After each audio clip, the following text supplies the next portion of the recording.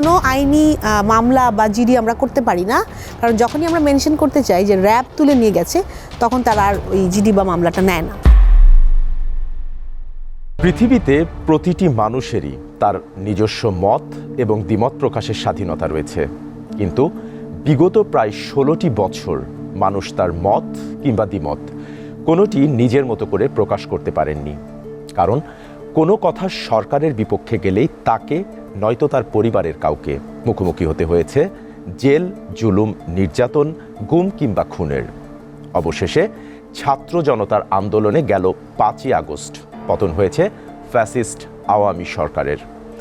বিগত সরকারের আমলে জেল, জুলুম, নির্যাতন, গুমের শিকার হওয়া ব্যক্তি কিংবা তার পরিবারদেরকে আমরা এসএ টিভির মাধ্যমে আপনাদের সামনে মুখোমুখি করার উদ্যোগ নিয়েছি।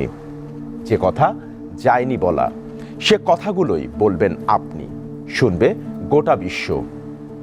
আর এ কথাগুলো তুলে ধরা হবে আপনাদের সামনে। আর এই আয়োজনে আপনাদের সাথে রয়েছি আমি বাপ্পি খান। আজকে আমাদের সাথে আমন্ত্রিত অতিথি হিসেবে স্টুডিওতে উপস্থিত রয়েছেন মায়ের ডাকের সংগঠক সানজিদা ইসলাম তুলি। আমরা শুনব তার মুখ থেকে এবং তার পরিবারের সাথে ঘটে যাওয়া নির্মম সেই বাস্তবতার গল্প। শুনব মায়ের ডাকের গল্প। সানজিদা ইসলাম তুলি, শুরুতে আপনাকে স্বাগত জানাচ্ছি আমাদের স্টুডিওতে। ধন্যবাদ। আমি প্রথমেই যেটি জানতে চাই সেটি হচ্ছে মায়ের ডাক এই নামকরণটি ঠিক কিভাবে এলো এবং কবে থেকে আপনি এই সংগঠনের দায়িত্বটি পালন করছেন?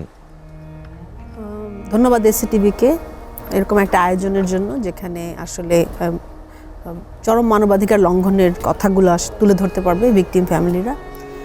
মায়ের ডাকের কার্যক্রম শুরু হয় 2014 থেকে।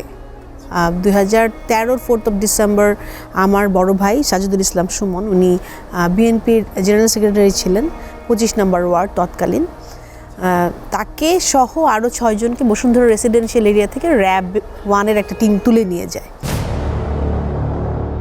পরবর্তীতে আমার পরিবার অনেক যোগাযোগ করলেও তাদেরকে আর খুঁজে পাওয়া যায় না। মানে তখন কোনো এইরকম কোনো অপারেশন হয়েছে র্যাব করছে তারা ডিনাই করে প্রত্যেকবার। মায়ের ডাকের যাত্রাটা শুরু হয় আমার মায়ের হাত ধরে। উনি ফাউন্ডার হাজেরা খাতুন। আমার মা প্রথম এই 6 জনকে যখন তুলে নিয়ে যায়, এই 6টা পরিবার সহ রাতের বেলা আরও 2 জনকে শাহিনবাগ থেকে তুলে নিয়ে যায় র্যাব।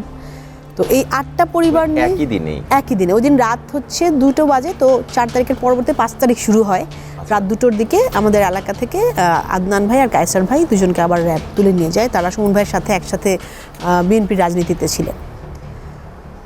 সেইখান থেকে শুরু হয়, কারণ প্রত্যেকটা র্যাব অফিসে বা হেডকোয়ার্টারে আইন প্রয়োগকারী সংস্থাগুলা, স্বরাষ্ট্র মন্ত্রণালয় সবখানে আবেদন করার পরেও দেখা যাচ্ছে যে তারা কোনো উত্তর দিচ্ছে না, এবং কোনো আইনি মামলা বা জিডি আমরা করতে পারি না, কারণ যখনই আমরা মেনশন করতে চাই যে র্যাব তুলে নিয়ে গেছে তখন তারা আর ওই জিডি বা মামলাটা নেয় না। তখন থেকে আমার মা, মানে এই জিনিসটা আমাদের কাছেও পরিচিত ছিল না যে গুমের মতো একটা ভয়াবহ জিনিস যে আছে, বা দীর্ঘদিন যে অস্বীকার করে যেতে পারে রাষ্ট্রীয় বাহিনী, আর রাষ্ট্রীয় বাহিনী করতে এরকম চরম মানবাধিকার লঙ্ঘনের অপরাধগুলো হতে পারে, এইটা তখনও আমাদের কাছে আসলে অতটা পরিচিত না। তো 14তে আমাদের ক্যাম্পেইনগুলো শুরু হয়। তো সেখান থেকে মায়ের ডাকের যাত্রা শুরু। আমার মা প্রতিষ্ঠাতা হাজেরা খাতুন, এবং তার হাত ধরেই আমরা আসি। 8টা পরিবার দাঁড়ানোর পরে তখন দেখলাম ঢাকায় এবং ঢাকার বাইরে অনেক পরিবার আসলে তাদের সন্তানদেরকে, তাদের স্বামী বা তাদের যে সন্তানরা আপনারা দেখেন মায়ের ডাকে দাঁড়িয়ে আছে বাবার ছবি হাতে নিয়ে, তাদের বাবাদেরকে বিভিন্ন আইন প্রয়োগকারী সংস্থা সাদা পোশাকে এবং ফ্যাসিস্ট রেজিমের যেই বাহিনী, সেই বাহিনী তুলে নিয়ে গেছে বিভিন্ন জায়গা থেকে। বিগত আপনি 2009 থেকে যদি 2024 পর্যন্ত ধরেন, এরকম প্রায় 1000-এরও বেশি মানুষকে তুলে নিয়ে যাওয়া হয়েছে, গুম করে রাখা হয়েছে, সিক্রেট ডিটেনশন সেলে রাখা হয়েছে।